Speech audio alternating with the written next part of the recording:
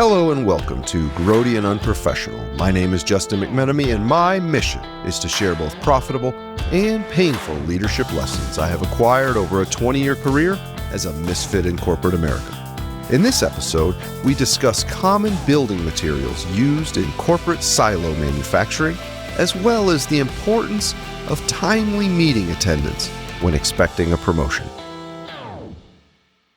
Kristen Patty, welcome to Grody and Unprofessional. It is so good to have you join us here today. Thank you. I'm very excited to be here. I love spending time discussing the period at Precision Planting that all of us work together, the growth phase of the business, the scaling phase of the business. And your role across those years was both in the sales operations role as well as a very critical aspect of the HR role. What I'm excited to talk about today is the experiences you and I had and the methodologies and the strategies that we took as we scaled the business from under 100 employees to over 500 employees inside of a decade. Yeah. So let's talk about it. Let's do it. Let's do it. There's one photograph that is burned into my mind, and I'm sure you know which photograph this is. We were driving back from a meeting. There were 4 of us in the truck, and we saw an actual dumpster on fire. It was just too perfect of an opportunity. Yeah. So we all pulled off the road, and we got in front, and we took selfies in front of the dumpster fire. That picture, for me, is fun because of the experience. But there were days inside of growing a business that really felt a lot like a dumpster fire. But overarching over the 10 years, there were a lot of days that weren't dumpster fires, that were a lot of fun. Where I want to start, you began your career at a large multinational retailer in the management track, and we're moving towards store manager roles. But you decided early in your career, how many years into your career did you make the change to Precision Planting? Very early, 2.5 years. Yeah. Okay. Yeah. What was it for you that you decided to go from a large brand everybody recognizes to a small startup company in the middle of a cornfield? What was in the decision matrix for that? You're 4? You think you know, but you don't know what you want to do. It was more of, hey, I don't think this space, the retail world, is where I see my future. So I think that was like the first acknowledgement, just as you're out of college, in a recession, you get a job. Yeah. That's great. And then you're just figuring out about yourself. And I think it was more of like, I don't think retail is for me. And then you kind of just circle your network and what do I enjoy? I come from a rural community. My dad's a farmer, ag business degree at U of I. Maybe I should think about that, right? Sure. And so was able to use connections of a former manager at that retailer, was at Precision Planting. So shout out to Don Schaefer. Said, hey, I think you should check this place out. Was able to meet with the team and the founder and understand kind of the mission and purpose. And hey, this sounds like something I would be interested in exploring. At the time, the beautiful part was not married, no kids, was able to take a leap of faith. And that's really what I felt like it was. Like I felt like I was called to maybe just try this, to give it a shot. And so blessed and fortunate that I did. And remembering having some very nervousness of, oh man, I don't know anything about hydraulic flow. Right. I got to figure that out, right? And so I think regardless of wherever you're at when you take this leap of faith, there is still some anxiety and nervousness of what did I just get myself into? I had a very secure and stable career path. And now I just am in this mix of essentially very much like a startup. Long story short, I consider it a complete leap of faith. I love how you touched on learning about yourself. So many of us, we pick either our profession through our college degree or we pick our profession through what the first job we take out of college. And we somehow think that that's a contract we've made with ourselves for 20 or 30 years. That's right.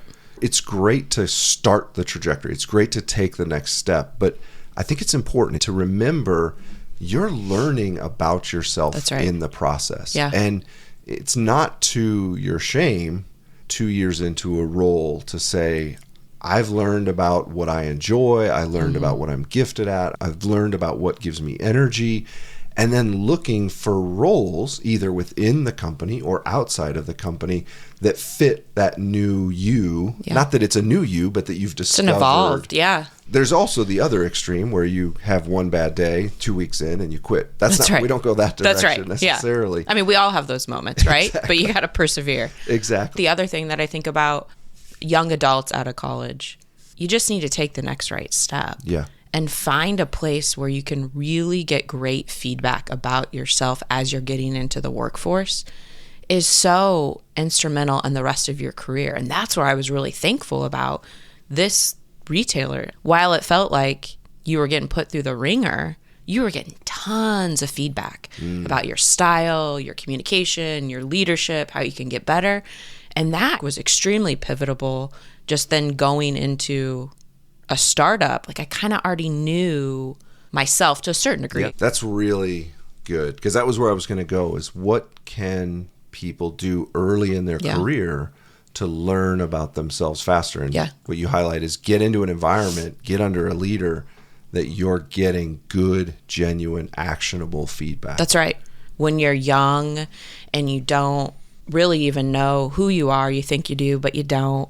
And you're put in an environment where you have to lead and you've never really led a team. There's nothing like trial by fire. And as long as you're willing to adapt and accept that feedback, you can evolve and then you continue to learn about yourself. And I just think that's so important no matter where you're headed or where you're going. Just try something. Get out there, put yourself out there, try something. Even if you don't have an organization that's openly giving feedback, ask for it. Even today, now in my career, if I'm not asking my team, what can I do for you? What can I do better? Then I'm not going to get better. That's right. And you also expose, don't just ask your supervisor for feedback. That's right. You can ask anyone in the organization, including customers, for feedback. You start to learn the art of, bluntly, not all feedback is equal. That's right. Some people are discerning of situations. Some people have an axe to grind. Some people view present situations through past lenses. You want to collect all of this feedback, but a part of deciding about the situation is discerning, okay, I got this nugget of feedback. What part of it is true? What part of it is applicable? What part of it doesn't apply to this situation? That's right. And that just comes with time and experience. Correct. Knowing how you can discern that feedback. Correct. Yeah. As you came into Precision Planting, we mentioned you started in a sales operations role, and after a few years, you moved into the head of HR role within Precision Planting. Talk through that transition. What was pretty crazy, right? To say I'm from sales to HR. Right. It was just a very unique opportunity was in front of me, and the position was open. And do I want to take another leap of faith? We were at a very pivotal moment in the organization. We were going to get acquired by AGCO. I had some previous HR experience at my former employer. And I thought, well, this could be a really amazing opportunity. I felt confident that we were going to grow, and I felt like I could make a huge impact in really thinking through our HR strategic initiative to help grow the business domestically and globally. It was through encouragement. I think I could do this, right? And let's try this, and let's, again, take this leap of faith.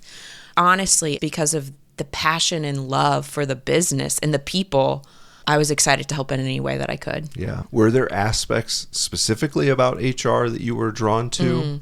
I love finding great talent. And because you believe in the culture of the company, you're like, I can unlock something so incredible for this individual, not only personally, professionally. Like, you know, we're at work a lot. Yes. If we can create great environments that not only help that person, but their family and their community, that is incredible to me. And I knew we had something really special at Precision, and had the opportunity to make a further impact in the community by bringing top talent in.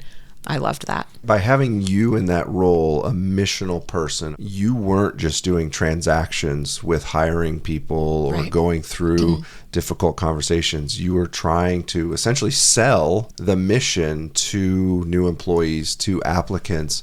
And it was such a critical role. And we're going to get into kind of the mechanics of how we brought people in and how we thought through bringing people on board. One question I have, and I'll say honestly, this is one that I too had to wrestle with. In leadership and in HR, you spend a lot of time living in the problems, whether it's the problems of the business or it's the problems in someone's life. How do you stem the temptation to cynicism, either in leadership or in an HR role? Yeah. I would say I don't think I'm perfect at it Certainly. every day, but I think ultimately I always knew the heart and intention of myself and the leadership team, that our heart and intention was to serve the farmer, to serve our employees, and ultimately have a very profitable, successful business. Sometimes we had to make some tough decisions in order to do those things. You have your good days and you have your bad, but I knew as a leadership team, our hearts and intention and trust was aligned. Yeah. The rest of the noise, you can't let it get you down too much. Yeah, that's right. Like you said, there was a leadership team that was very tightly knit together. And so there was a place, candidly, if you needed to blow some steam off. That's right. If you needed to brainstorm a really tough situation, there wasn't a loneliness or there wasn't a, I have to do this all by myself. That's right. We were able to share difficult loads across a lot of different shoulders, as the case would be. I don't know that I thought about it heading into leadership. Part of the role is carrying their burden with them when you can, and sometimes providing correction when needed. As we think about precision planting and specifically hiring and the HR functions, there were a number of very focused, or you said strategic initiatives that we took on of how we looked for talent, how we brought on talent. Talk to me about some of the things that were very different than how you've seen it employed at other large organizations. Yeah. I think at first there was a lot of trial and error. When you know you've got to grow the business and you need to really invest in people, you have to figure out the secret sauce of what is it that we're really looking for.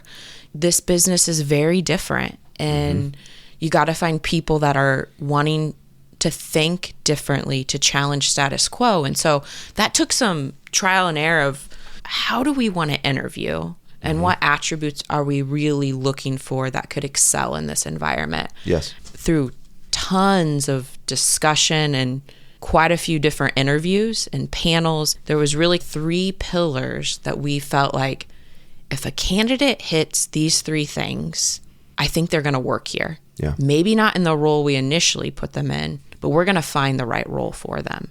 And those 3 were the hungry, humble, smart. And that kind of just became a tagline for us when we were debriefing on any candidate.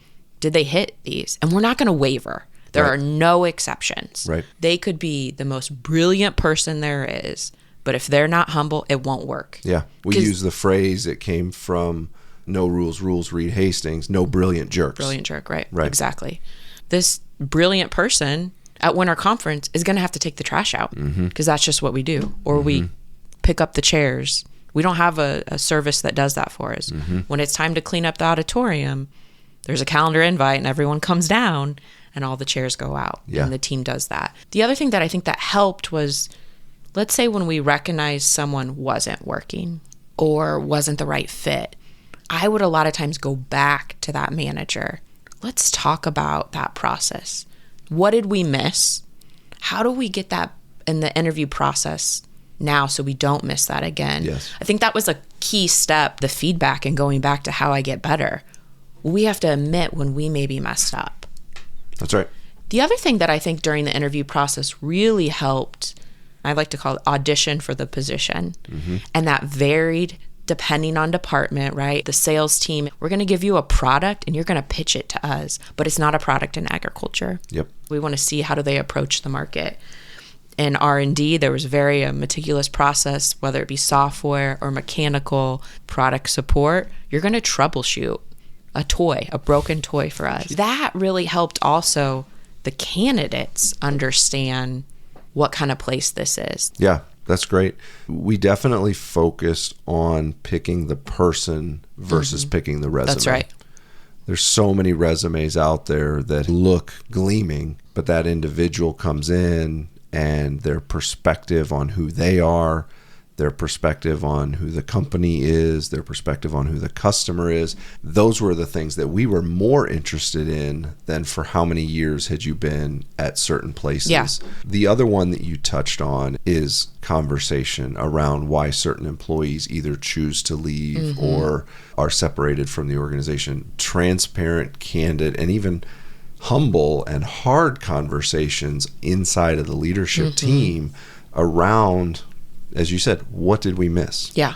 Is it that the individual presented their information this way in the interview, but then as it got into the job, they had a different perspective on how to treat coworkers or how to treat janitorial staff or how to treat new employees? And similar, the feedback loop of how can we adjust the interview process to filter those out? I think a lot of interview processes are largely attempting to be one size fits all. Yeah. Whether it's a college intern or whether you're hiring a vice president, we're going to go with the star pattern and we're going to ask, what have you done? And tell me a time. There was an aspect of a conversational interview. For sure. That was so small.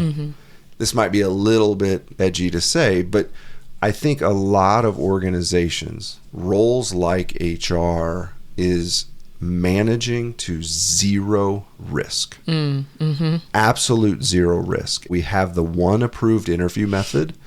That's how we're going to do this. There's no risk if we do it properly. We have one approved comp and ben structure.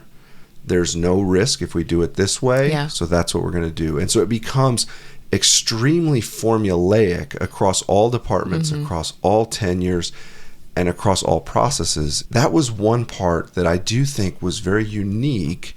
We as a leadership team, we use the processes, we use the structures to support the business. That's right. Yeah. You can't have 200 employees if you don't have a comp and ben structure. Yeah. You can't have 400 employees if you don't have an annual review cycle. But it was never that the process was infinitely rigid, and if it choked an employee or it cost us creativity, well, the process beats the creativity. Yeah. We were always looking for what is the right thing to do in this situation with the backdrop of what is generally done.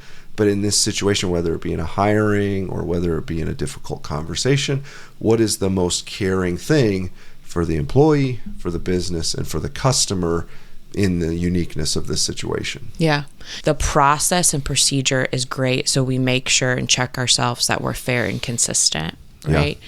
But then in general, because HR is so involved with the aspects outside of a person's life at work, that you have to be caring, and it has to be situational and understanding and open to maybe adjusting, just because we're talking about really personal things with our employees.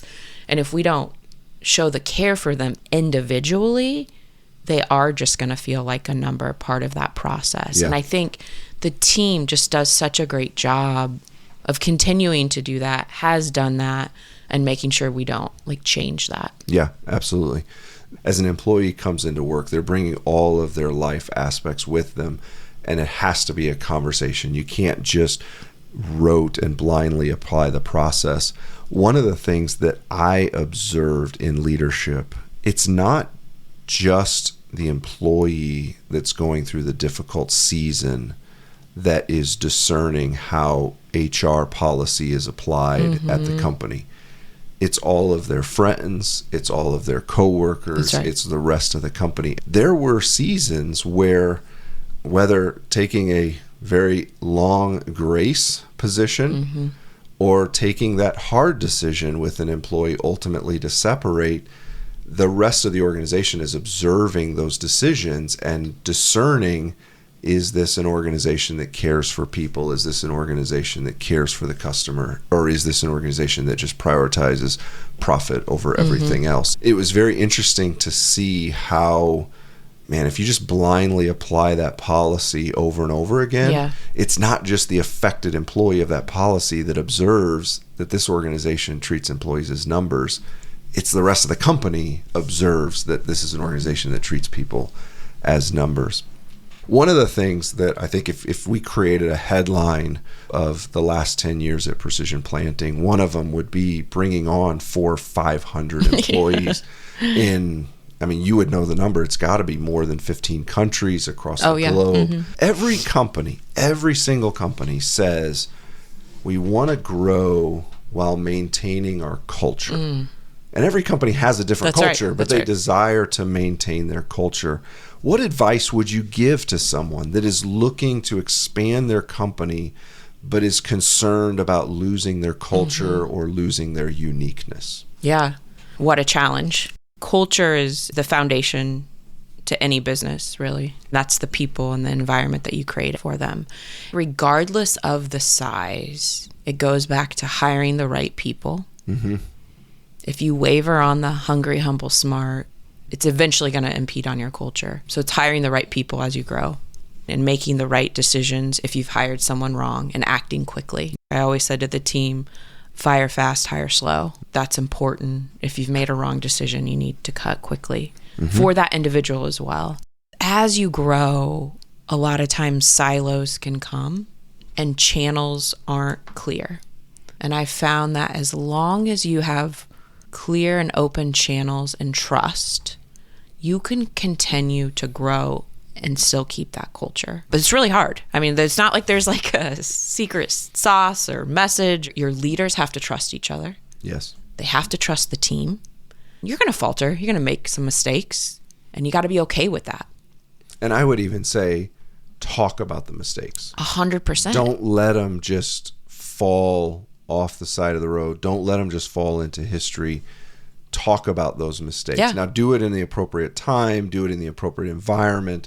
A big component of building trust is having the ability to have a conversation in which one person is saying, I messed up. Yeah. You can't just get trust through sitting next to each other. That's right. Yeah, you got to say it. You got to recognize it. And your peers got to be like, yeah, you probably did. That's okay. Let's figure this out together. You got to keep working on that. Culture isn't just a one and done thing. It's always evolving. It's always adjusting. If you can really hold true to psychological safety and trust, it's so critical in building a great culture. There's a couple things that we did also along that process. One was when we had the ability to bring on a few people at a time. Yeah. The R&D organization for a lot of years, the broader business was saying, go double. Go double. And for 10 years, we held back and said, we're not going to do that. We're going to expand our capacity, but we're going to do it in a controlled fashion. And it was because, in a large part, we wanted to protect the culture of the R&D organization. Not the people culture as much as the how things got done culture. As you said, we were slow to bring people on as a means of trying to avoid change of the culture. If you throw 15 people onto a team of 15 people, it doesn't matter how good you were in the interview process. That's right. The culture's a little bit up for grabs. It also doesn't matter that much who's in charge, even if it's a tenured employee that's in charge, when over half of the team is a collection. They're bringing their cultures, they're bringing their preferences, they're bringing their predispositions with them.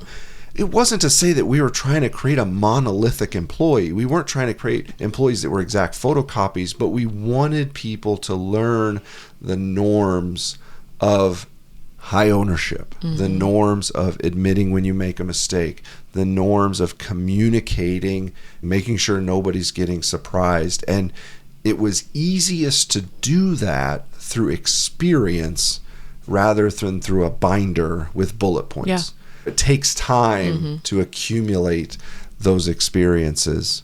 The other one that you touched on is you got to find a way to keep from siloing. There's a natural tendency of organizations as they get larger to begin to silo. And there's two things in my mind that have always been indicators. Number one is the usage of we and they. The we's and the they's, when someone is sitting in a room and they're talking about they never, they don't, they always, if that they is a coworker, there's a clear silo there. There's an absolute clear silo. The we is a very different psychological construct. I loved it when I was talking to a dealer who wasn't even an employee of Precision Planting. They owned their own LLC. They had their own employees. They lived in a different part of the country, and they would just continue to naturally use the we pronouns.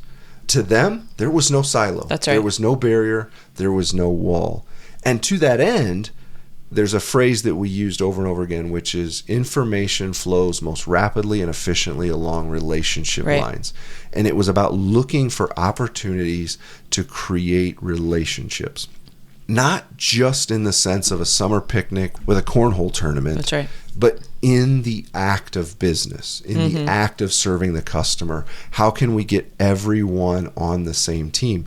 One example that we used at Precision Planting 3 years in a row was in the heat of the battle, in the heat of getting stuff out the door, we called all employees into the shop to help assemble the product. We had the general manager standing next to chief counsel, standing next to somebody who's been building this product for 10 years for 8 hours a day. Yeah. Sweating in the same warehouse and putting the same product together. It was to create those common bonds of experience. It's really hard to create a they out of someone who's been with you in the trench. That's such a great example. If you think back to the history of that, it was like, oh shoot, we're in a pickle. We need all hands on deck. And it was all hands on deck. It didn't matter title, role. We're going in and we're going to make sure we get product out to the farmers in the countryside. That provided an amazing opportunity because now both of our buildings are separate in two different towns. We weren't as connected as before. Out of that kind of, you could call it failure that we are in, we learned, actually, we're going to just keep doing that. Yes. Because we learn how we can get better on the line. We learn about our coworkers that we wouldn't maybe get to talk to before. We get appreciation for them.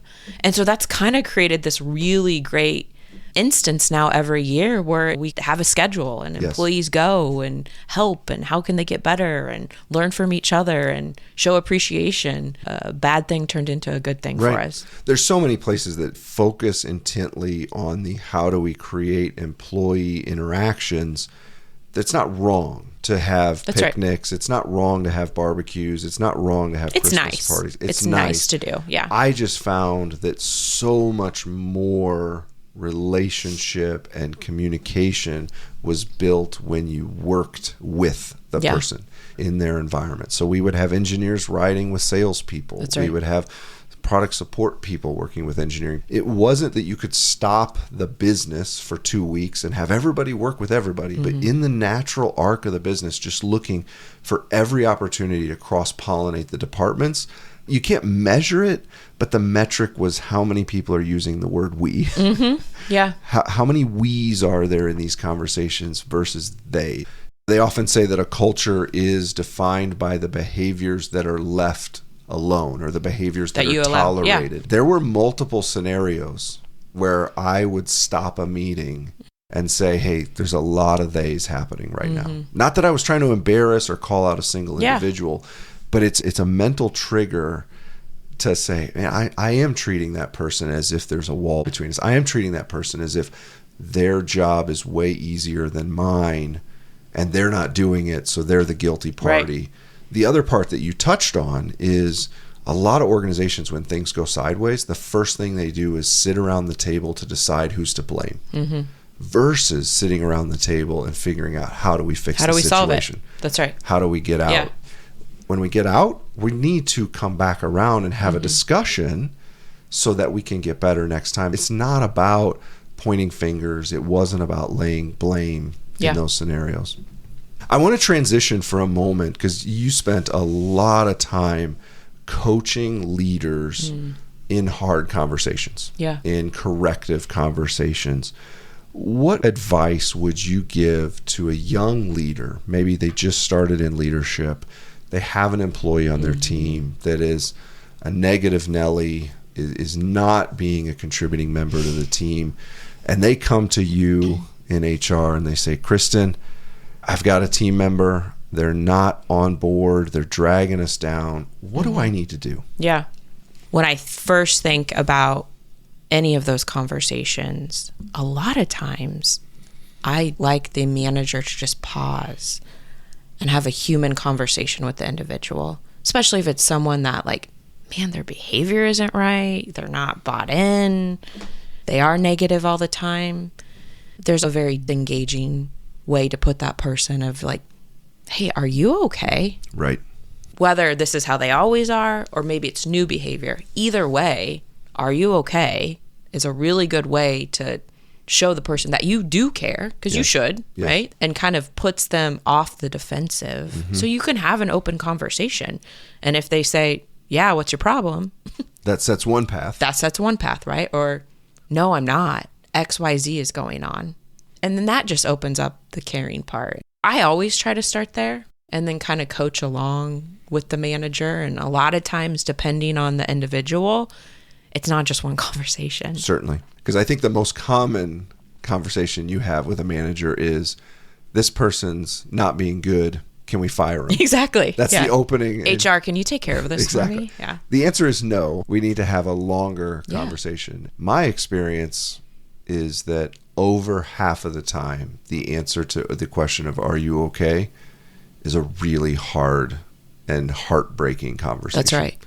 People have issues with their children. People have issues with their spouse. People have issues with their own health. And you're not fishing for that stuff. No.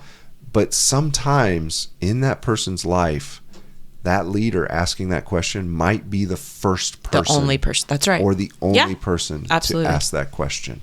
You create an ally in that situation. That's right. What other advice? Is there other advice you give to leaders? You mentioned how in a meeting you would just stop and say, hey, we're using they. You cannot sit on feedback. Correct. It has to be timely and specific. If you sit on it, you're just perpetuating this behavior they think it's actually probably okay to do. As uncomfortable and awkward as it is, it's better just to say it than not. Yes. This is affecting the team, or I need you to communicate to me on this deadline. Whatever it is, but it just has to be timely and specific. The next question you usually ask is, have you talked to the person about it? Well, no, that's what HR's for. That's right. No, no, and no. Yeah. And to that exact point, you have to give feedback to the employee. There needs to be a degree of discernment.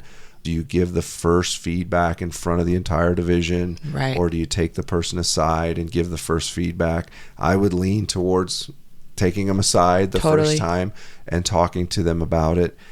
It's difficult for supervisors, but that's part of being a leader. It is part of it. Is having that relationship and giving that feedback. And you also touched on, there has to be proximity to the event. And that cuts both ways. One, if you never give feedback to an individual, or if you wait until the year-end review to give feedback to the individual, they don't get the chance to improve. But then, and I've had this happen, if the only time you're getting feedback from your supervisor is in your year-end review, that employee on the drive home says, this supervisor is not honest with me 363 days out of the year. That's right. He just talked about an event that was 9 months ago, and he waited until the most stressful, emotionally charged event of our relationship, the year-end review, to talk about how I had a booger hanging out of my nose in a presentation. I would have loved to have been given that information in that meeting. That's right. You and I also, multiple times, the conversation was to a supervisor, you cannot disclose new information in the year-end review. That's right. That is like a hard stop for me. Yes. Our employees should never be surprised about their performance. Now, you might have some that think their performance is more elevated than others, and you work through that, and that's fine. But there should not ever be like really hard feedback for 100%. Someone at the end of their review. No way. The other thing, back to your young leaders, that I was thinking, there are a lot of times in your HR career where you then get the employee coming to you. Yes. Hey, I'm having problems with my manager, or they're telling me this, they're not hearing me. Mm-hmm. You have to discern that as fairly and consistently as possible as an HR, and that can be hard. What I've found the best to do is I've just inserted myself in those review conversations, not end of year reviews, but just even like feedback one-on-one sessions that manager employee had. I sit in there and I say to both of them, I am here as a neutral party, because it feels like I've heard from both of you that you all aren't hearing each other. Correct. And we need to make sure, employee, you understand what objectives need to be hit or what you're missing. Manager, you need to make sure those are clear and the employee understands them and they're reasonable. Yes. And that creates a very different dynamic that's helpful, because then I can stop the conversation. Let's pause. Employee, does that seem reasonable? It makes sense. Right. Sometimes you have to say, like, help the manager be clear in the moment. Yes. What happens is you end up in HR in a situation where the supervisor and the employee are telling the story of the interaction, and you can't piece together what actually happened. That's right. Yeah. And that's an opportunity where, again, caring for the leader, caring for the employee, caring for the business, you say, I'm going to help. Yeah. I'm not picking a side. No. I'm not trying to grind this to one outcome or another. But everybody here needs an advocate. Yeah. And someone to help them. And we need to understand, what is the objective. Correct. Clearly, we're not. For any manager or HR professional, like, those are great tactics just to take into whatever performance conversation, or especially if it's a new manager that's having trouble being clear, you can be in there to support that person. Don't take a side. You got to be neutral. But if you agree with the message and it's the right message, you can help them along the way. You talked about feedback needing to be timely. It also needs to be specific. There were a number of situations where I came into a department behind another leader and started that process of giving feedback to employees. And it's a common refrain that I would hear back. Well, the last guy wasn't bothered by this. Yeah. Intellectually, I understand their point. Yeah. They've been in the same job. What's wrong with you? Right. They've been in the same job for 6, 7, 8, 10 years. The last leader chose not to address the situation, and they can logically and rationally say, I'm not who changed. You're the one that changed. That's a tough scenario to crack. Even in that situation as a leader, it's, again, to extend grace as much as can be done, to extend empathy. But grace and empathy are not silence. That's right. Grace and empathy are caring, constructive, timely feedback, hoping for and desiring the employee to receive the feedback and to change the outcome. Yeah. As you and I worked through a number of these situations over the years, we were always hoping for the employee to receive the feedback, ingest the feedback, make changes, or show a willingness to change and a desire to change right up to the last hour, right up to that last conversation, because I want to give them every opportunity to make the change. I want to switch that a little bit. As that employee comes to you, so no longer the leader, the employee's coming and saying, Kristen, I just had a review with my boss, and they're mean, and they said mean things, and they said hurtful things, and I don't believe any of them. How do you then coach that individual? Yeah, I think it depends, again, as always, on the situation. Depending on the state of the employee, have them take some time to reflect. A lot of times I'll share personal reflection of myself, because I think that just helps, like, open up the conversation of, hey, we aren't all perfect. The other piece is making sure we're not making assumptions about what the manager actually said. Because I think we can draw our own narratives of what the manager might have just said. I need to be more timely and not as rude to a coworker. You took it as, I'm just angry all the time. And so I try to let's just talk through the scenarios. Let's better understand what were the words the manager said. And then where do you think you could have actually gotten better at? Sometimes that sits well. Sometimes it doesn't. Certainly. But I think it just always goes back to self-awareness and making sure you're open to receiving a portion of the feedback. Correct. You might not agree with all of it, but there could be bits and pieces of that. Like, you know what? That probably is true a little bit. I could get better at that, and not generalizing it in such a way. And so I think it's more of just hearing and listening to the employee. What did they hear? Helping them understand maybe that's not what the manager meant. If you need to have a 3-way conversation, you do. But then giving the employee the opportunity to look in the mirror. Yeah. In those emotional situations, which we said year-end review is already an emotional situation, so that's not the place for it. But in an emotional situation, I don't know the statistics. Very low percentage of accurate communication takes place. You don't hear it. You don't hear it. Yeah. And there's this translation from what I prepared to say, what I thought I was saying, the words that came out of my mouth, the words that entered their ears, their memory of those words. And that's where you can have these situations where it's like, I can't piece this thing back together after the fact. In those emotional situations where you're saying is, let's just reflect on this. Let's give the benefit of the doubt. And you're instructing that in both directions. That's right. From the leader to the individual, and from the individual to the leader. You touched on a subject. You just said the word, and it's one that I wanted to talk about, self-awareness. You and I have experienced a lot of employees, a lot of environments in which there's low self-awareness. How do you, either in an HR role or in a leadership role, attempt with the best in mind to help someone see a situation that they just don't see? Yeah. If it's a dynamic of they don't see the feedback that the manager is giving them, it doesn't resonate with them, they don't understand it. I've found that finding someone else that they respect, ask them.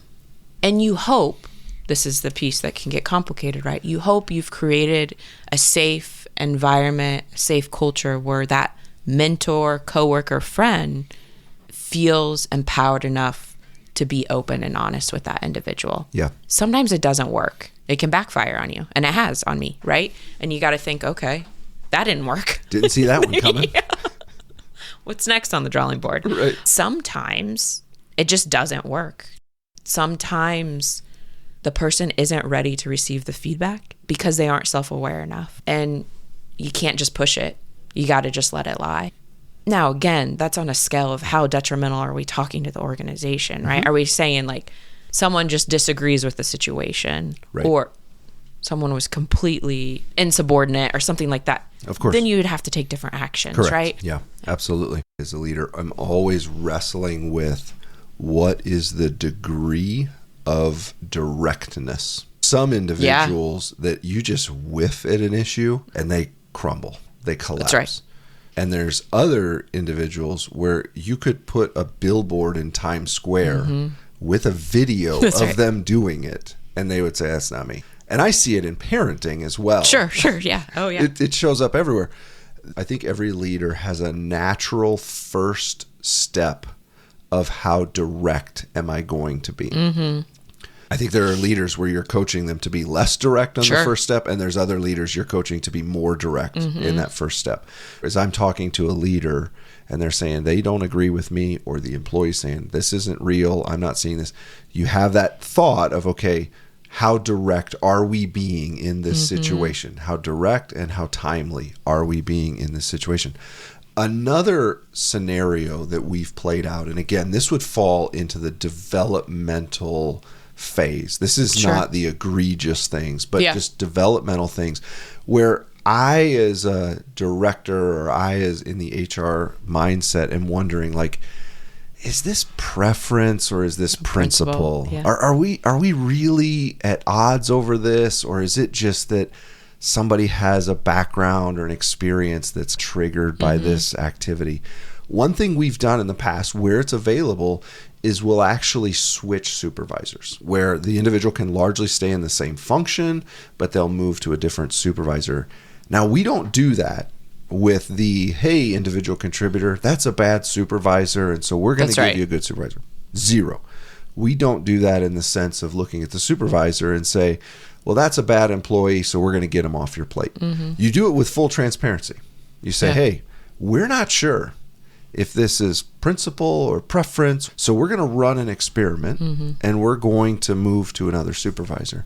I've seen it go multiple ways. I've seen it where the individual takes that event and therefore takes it seriously and does change their behavior. I've seen it where the individual doesn't change that much, but a different supervisor isn't as bothered by, again, these are developmental things, isn't as bothered by it, and it goes along just fine. And there's also situations where a second supervisor comes to the exact same conclusion and it's like, no, this individual is actually a problem in these situations. Now you go to the individual. You're not going to change everybody. Not everybody's going to have a self-awareness, but now you're going to the individual and saying, hey, we've been in 2 train stations now and they both smell the same. Yeah. We should consider if it's your luggage that is bringing this smell with it. Some employees, I've had a couple employees in particular, that event, the ability for them to see their impact on 2 different teams in such close proximity. There was one situation in particular where the employee said, you know, now that you mention it, my previous employer said the same thing. Yeah. And I was an intern at another company and they said the same thing. At that point, it's like the watershed of self-awareness breaks open. If there's not a drop of self-awareness as a leader, I can't beat on this behavior that it needs to change. I got to pivot to increasing self-awareness. Yeah. You and I have had some funny stories of final conversations. There was one final conversation we were in where we were letting an employee go and the meeting was scheduled for a certain time. And it was literally timeliness that the employee was not able to understand that was affecting the team. And the employee came to the termination meeting 15 minutes late. That's right. Yeah. I kind of forgot about that. And in the meeting, we start the conversation. Hey, we've been talking about this. And he realizes that it's the final meeting. And he says, and I'll never forget it. He says, I've been doing so well recently. I thought this meeting, I was getting promoted. Yeah. And I remember thinking, you were late to the meeting that you thought you were going to be promoted. Again, I don't say that to mock anybody, but it's to say, as a leader, man, you've used every tool in the toolbox at that point. One last thing that I want to chat with you about. So you've recently transitioned out of an HR role into a marketing role. Yeah. And congratulations. Thank you. By the way, I think it's a great opportunity as you're right in the middle of this right now. What advice would you give to leaders that are moving into roles that are a new environment for them? What's the game plan? What's the strategy? What's the approach for someone that moves into a role and says, I look at my leadership ability, I look at my background, I'm excited about the role, but man, there's a lot that I don't know. Yeah, which is what I'm currently in right now, right? I guess we should ask my team if I'm doing well. I'm bringing them in for the next episode. Good, yeah. So you'll find like out. Feedback roundtable. Exactly. Yeah, live. Yeah. You'll find out when I post it. Yeah, good. What I've tried to do is show who I am as a leader. What are my expectations? And then what do we stand for as a marketing team? For anyone that's going in to a completely new field, a new leadership role, you got to be self-aware. You got to know what I'm good at, what I'm not good at. Be honest with your team with that. Have them help you with where your gaps are. There's times that I've already messed up. I remember messaging someone saying, I know I've asked you this for the 3,000th time. Tell me this answer again. Thank you for your patience. I am human just like the next person, right? There's no like superpowers any leader really holds. You're just trying to shepherd a team towards the right direction as quickly and as concisely as possible. Yeah, exactly right. You open with, I'm learning. Yeah. Rather than coming in and saying, okay, I've seen a thing or two and I know a thing or two, so here's what we're going to do. Opening that conversation, not just learning about the role or learning about your team's role, but being candid and transparent about, hey, this is the type of leader that I am. Here's the weaknesses that I have. That's right. Here's the things I'm learning. Can you help me with that? There's always a sensitivity of individuals when a new leader comes in that wasn't come up through the organization. Yeah. I think, unfortunately, there's a little bit of a guilty until proven innocent. Oh, for sure. And as a leader, I'm not going to say embracing the guilt that you're accused of, but acknowledging it and saying, I'm not here to dictate exactly the X's and O's of this, this, and this. Yeah. What I'm here to do is to equip and enable and help us point in a direction. My experience has been that if that opening conversation is one of candor and humility, self-awareness, you create a lot of allies in the organization right out of the gate. Yeah. People that want to help you as a leader move the organization forward, and they want to be heard. That's right. The other thing, it's not a bad thing to pick a fairly large swath of the organization to sit down and talk to them in a one-on-one way. Mm-hmm. And it's not a one-on-one in the sense of what's your tasks, when are you going to get them done. It's a one-on-one in the sense of, here's the human being that I am. I'd like to learn about the human being that you are. Yeah. Exactly. Yeah.